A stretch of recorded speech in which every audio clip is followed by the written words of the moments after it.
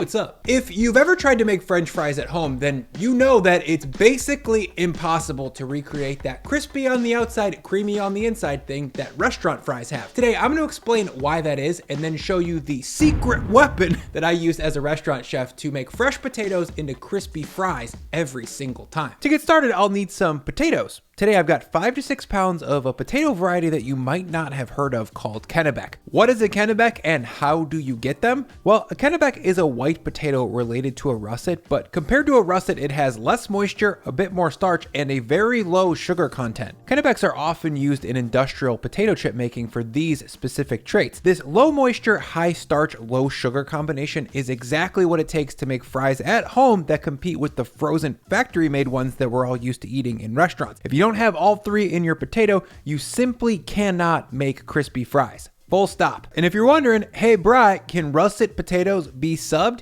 Yes, but you'll need to temper your expectations. That product won't be a 10 out of 10. It'll be good, but not that crispy. At the end of this video, I'll compare the russets directly to the Kennebecs so you can see for yourself. Right about now, you're probably thinking to yourself, secret weapon potato, sick, sign me up. How do I get them? The problem is that these potatoes are actually pretty hard to get. Most of the grocery stores in the US won't stock them. But here are 3 options. Number 1 is buy them at the farmer's market when they're in season. Most of the growers in my area grow some variety of Kennebec because they're disease resistant and very delicious.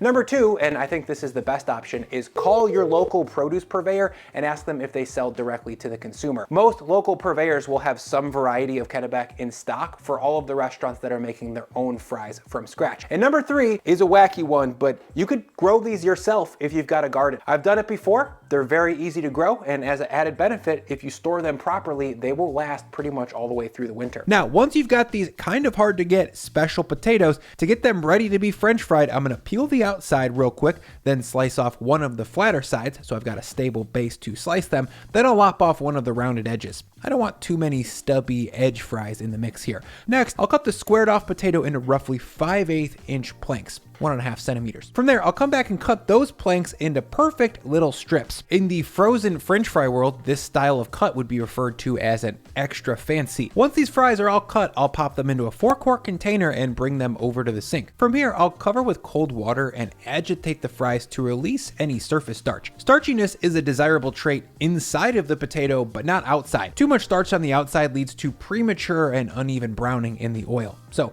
I'm gonna rinse and agitate these at least 3 times before I finally just fill the container with cold water to cover the fries. And once the water is no longer milky with starch like this, I'll move these over to the fridge and soak for a minimum of 8 hours, but preferably 18 to 36. Soaking the fries draws out additional starch and helps firm up the potatoes, making them easier to move in and out of the oil without breaking. The next day, when I pull these fries out of the fridge, you can see that they've plumped a bit from the soak, and that's no big deal. The water is going to cook out in the oil. From here, I'll drain off the water real quick, then move these fries back to my cutting board where I've prepared a wire rack, a sheet tray, and a triple layer of paper towels. Then, using another paper towel, I'm going to aggressively blot these potatoes to remove as much of the surface moisture as possible. Extra water on the outside is going to cool down the oil dramatically, making the fries fry at a really low temperature. That can lead to excessive oil absorption and make for a much greasier fry. Now, once my soaked fries are very well dried off, it's time to French fry these little MFs. So for that, I'll grab a large, heavy bottom pot and drop it on the stove.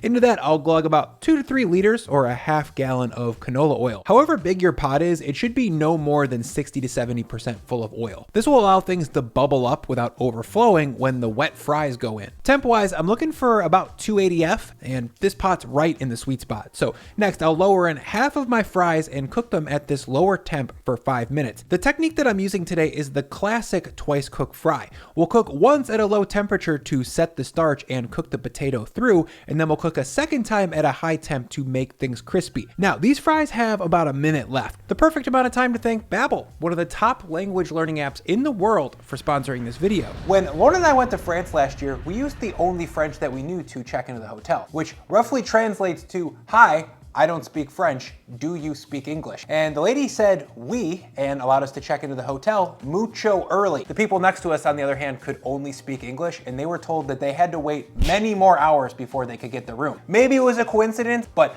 One thing I know for sure is that the next time I go to France, which is hopefully soon, I'm gonna use Babbel to brush up before I go. Babbel's language lessons are taught by real language teachers using real-world conversations about things that you might actually use, like food or travel.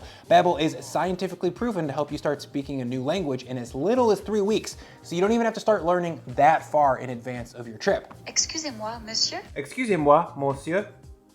So to start speaking a new language or to brush up on one that you might already know, click the link in my description below or scan this QR code to get 60% off of your Babbel subscription.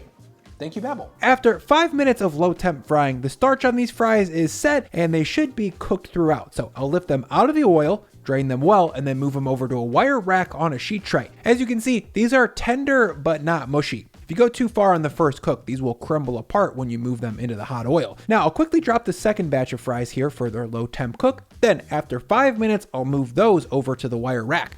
Now it's time to get things crispy. The next step is to turn my oil pot up to medium-high heat and then slowly bring the temperature from 285 to 375. This is a little bit higher than normal, but the fries are gonna cool the oil back down to about 360. That's the crispiness sweet spot in my opinion. Now, once the oil is up to temperature, I'm gonna drop in half of my fries.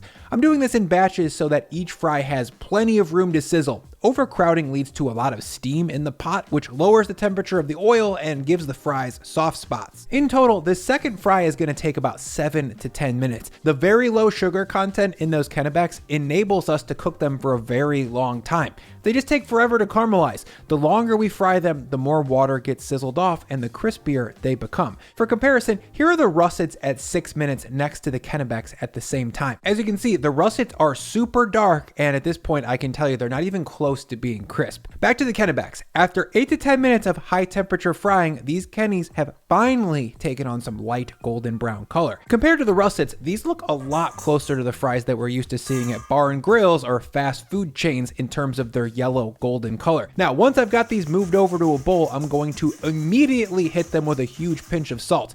The best way to get that salt to stick is to toss when the fries are still very hot and coated with a thin film of that hot oil. You guys, this result is so worth a little bit of adventure to track down the Kennebec potato. These fries are literally perfect. They're extremely crispy on the outside and extremely creamy on the inside and full of earthy potato flavor. And here's what the russets look like after the exact same process. Very hot. Oh, I mean, at the end of the day, it's still a creamy, hot, fresh fried potato that hits pretty good. It tastes better than like a roasted potato or pretty much any other potato you're gonna cook at home. But as far as French fry performance goes, like, not that good. Yes, the russets are good tasting food, but they're not great French fries. This right here is joy. It's pure, unadulterated mouth pleasure. When I eat these, I feel happy, complete, at ease. If you see the Kennies at your farmer's market this summer, get some and make these fries. Or be brave and call your local produce guy. I know he's got them. I really hope you guys try these soon. I'm begging you. Let's eat this thing.